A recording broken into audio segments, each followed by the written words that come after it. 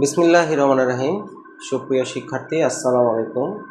এখন আমরা একটা গুরুত্বপূর্ণ গাণিতিক সমস্যা দেখব, যেটা কিনা 2025-26-এর মেডিকেল পরীক্ষায় এমসিকিউ কোশ্চেনে এসেছিল। তো প্রবলেমটা কি দেখো, যে কোন তাপমাত্রায় সেলসিয়াস ও ফারেনহাইট স্কেলে একই পাঠ দিবে, মানে সেলসিয়াস স্কেল এবং ফারেনহাইট স্কেল একই তাপমাত্রা দুটার ক্ষেত্রে মানে কি একই পাঠ দিবে, সেটা সেলসিয়াস স্কেলের কোন তাপমাত্রা এবং ফারেনহাইট স্কেলের কোন তাপমাত্রার ক্ষেত্রে। তাহলে আমরা এর আগের লেকচারে দেখলাম যে একটা স্কেলের সাথে আর একটা স্কেলের যে রিলেশন সেটা কি ছিল, সেলসিয়াসের C/5, তারপর কি ছিল কে 273/5 আর F 32/9। তো এটা ছিল কি ছিল, সেলসিয়াসের সাথে কেলভিন এবং সেলসিয়াসের সাথে ফারেনহাইট যে স্কেল যে ছিল তাদের রিলেশনটা কি। তো যেহেতু এখানে বলছে কোন তাপমাত্রায় সেলসিয়াস ও ফারেনহাইট স্কেল একই পাঠ দিবে, তাহলে আমরা যে দুটো স্কেল নিব সেই দুটো স্কেল কি, একটা সেলসিয়াস আর একটা ফারেনহাইট। তাহলে আমরা প্রথমে সূত্রটা কি লিখব, যে আমরা জানি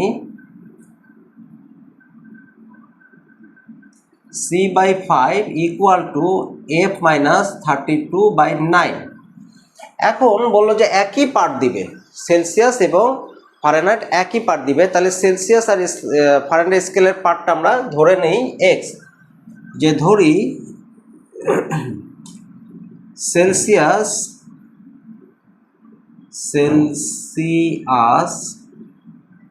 ও ফারেনহাইট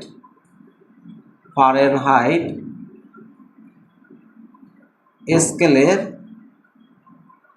পাঠ ইকুয়াল টু এক্স একক। এখন কথা হলো, এটা যদি সেলসিয়াস হয় তাহলে এক্স এর মানটা হবে হলো ডিগ্রি সেলসিয়াস, আর যদি ফারেনহাইট হয় তাহলে এক্স এর ভ্যালুটা হবে ডিগ্রি ফারেনহাইট। এই জন্যই আমি যেহেতু একসাথে তো দুটো লেখা যাবে না, এই জন্য যখন যেটা আসবে তখন সেইটার একক আমরা এখানে লিখব। আচ্ছা, তাহলে এখন আমরা কি লিখবো, এখান থেকে আমরা বের করে নেই। তাহলে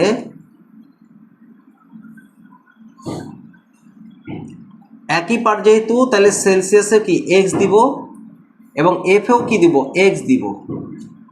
তাহলে এখন আর যদি আমরা গুণ করি তাহলে কি দাঁড়াচ্ছে, 9x 5x মাইনাস 0 3×60।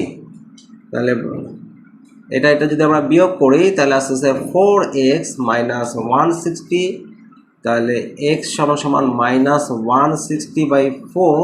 তাহলে অতএব x ইকুয়াল টু আসতেছে -40। এখন কথা হলো, এই যে -40 দিলাম সেটা কি ডিগ্রি সেলসিয়াস হবে না ডিগ্রি ফারেনহাইট হবে? যদি আমরা এটাকে ডিগ্রি সেলসিয়াস বলি তাহলে এত ডিগ্রি সেলসিয়াসে ফারেনহাইটেও আমাদের কি হবে, মানটা আমরা একই পাবো। ফারেনহাইট স্কেল আর সেলসিয়াস স্কেল দুটাতেই আমরা যদি এখানে যদি আমরা ডিগ্রি সেলসিয়াস দেই তাহলে ফারেনহাইটে যে মানটা পাবো, এখানে যদি আমরা ডিগ্রি ফারেনহাইট দেই তাহলে সেলসিয়াস স্কেলও ওই একই মান পাবো। তাহলে এখানে দুটাই হতে পারে। তাহলে আমরা এখানে কি বলতে পারি, তাহলে অতএব -40 একক তাপমাত্রায়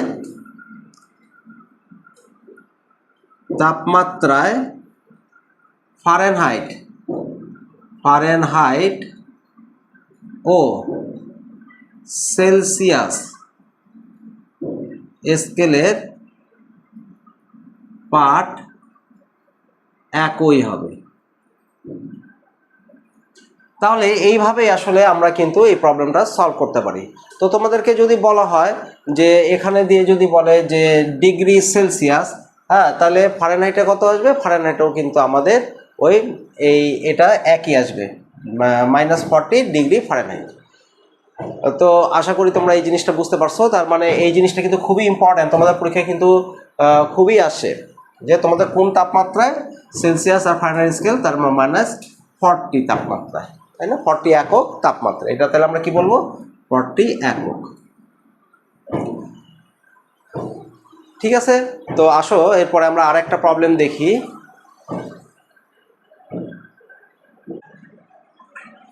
আচ্ছা, তো এই প্রবলেমটা হলো কি, বললো যে একটা ত্রুটিপূর্ণ থার্মোমিটারের বরফ বিন্দু 5 ডিগ্রি এবং স্টিম বিন্দু 150 ডিগ্রি। আচ্ছা, কোনো বস্তুর প্রকৃত তাপমাত্রা 40 ডিগ্রি সেলসিয়াস। এখন একটা জিনিস দেখো, এখানে কিন্তু একক দিয়ে দিচ্ছে, এটা কোন এককে, এই তাপমাত্রাটা আমরা কোন এককে পাচ্ছি, কিন্তু এগুলোতে কিন্তু কোনো একক দেওয়া নাই যে এটা আসলে কোন থার্মোমিটারে মাপছে। তাহলে এই জন্য আমরা এটার জন্য যে সূত্রটা আছে সেটা হলো, আমরা কি জানি, আমাদের যে সূত্রটা সেটা আমরা জানি কি, স্কেল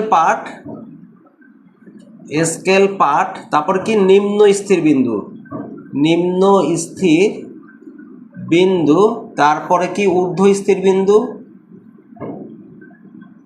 স্থির বিন্দু মাইনাস আবার নিম্ন স্থির বিন্দু। তাহলে এইটার সাহায্যে কি করব, এখন আমরা এই জিনিসটাকে ডিজাইন করব। তাহলে আমরা তো জানি না এটা কি, এটা বলছে এটা একটা ত্রুটিপূর্ণ, মানে এই থার্মোমিটারটা ভুল পার্ট দেয়। তাহলে এই ধরে নিলাম এই ত্রুটিপূর্ণ থার্মোমিটারের যে পার্ট সেটা হলো কি, সেটা আমরা ধরে নিলাম, ধরি ত্রুটিপূর্ণ থার্মোমিটারের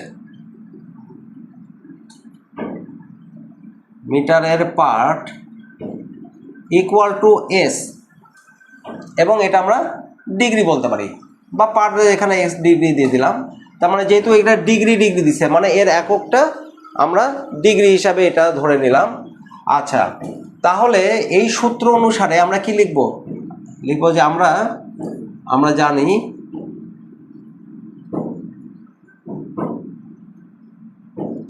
আমরা জানি এস মাইনাস বরফ বিন্দুকে যদি আমরা বলি যে ত্রুটিপূর্ণ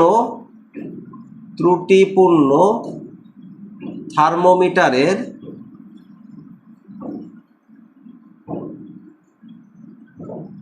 বরফ বিন্দু, এটাকে যদি আমরা বলি এম, তাহলে এটাকে কত, বরফ বিন্দুটা আমরা 5 ডিগ্রি। আচ্ছা, তারপরে আবার ত্রুটিপূর্ণ থার্মোমিটারের স্টিম বিন্দু এটাকে যদি আমরা বলি বি, তাহলে এটা 115 ডিগ্রি বয়লিং পয়েন্ট। তাহলে আর এখানে বস্তুর প্রকৃত তাপমাত্রা সেলসিয়াস, প্রকৃত তাপমাত্রা কি, মানে সেলসিয়াস স্কেলের যে পার্ট সেটা এখানে বলছে, তাই না? তাহলে এখানে বস্তুর প্রকৃত তাপমাত্রা, এটা আমরা থিটা সি দিলাম 40 ডিগ্রি সেলসিয়াস। আচ্ছা, তো আমরা জানি বস্তুর প্রকৃত বরফ বিন্দুর তাপমাত্রা, তার মানে এটাকে আমরা কি জানি, থিটা নট, বরফ বিন্দুতে আমরা এটা কি জানি 0 ডিগ্রি সেলসিয়াস।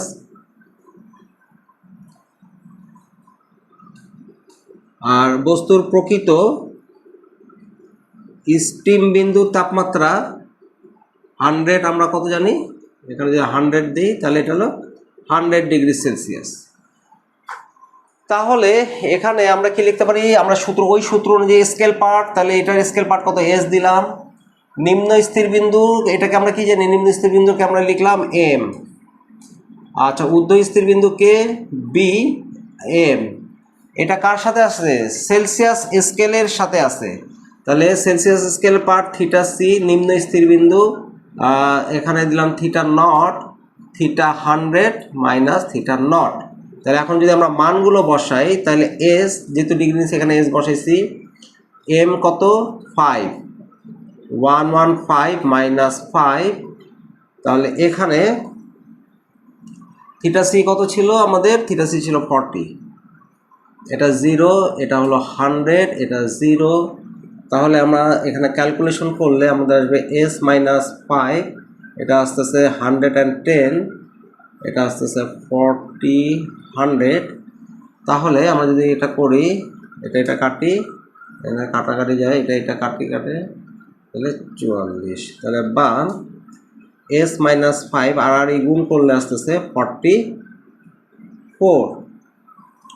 তাহলে এটা যদি আমরা করি তাহলে অতএব s ইকুয়াল টু, এটা যদি যোগ করে দিই তাহলে 49 ডিগ্রি।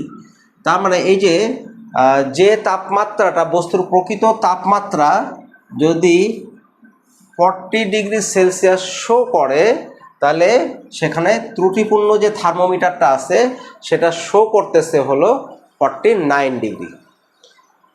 তো এভাবেই আসলে আমরা একটা ত্রুটিপূর্ণ থার্মোমিটারের তাপমাত্রা বের করে ফেলতে পারি, যে ও আসলে কতটুকু ভুল দিল। তাহলে ও ভুল দিল কতটুকু তাপমাত্রা বলো দেখি।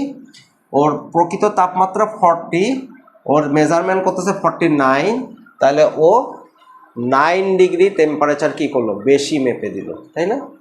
তো এভাবেই আসলে আমরা একটা ত্রুটিপূর্ণ থার্মোমিটারের পার্ট বের করতে পারি।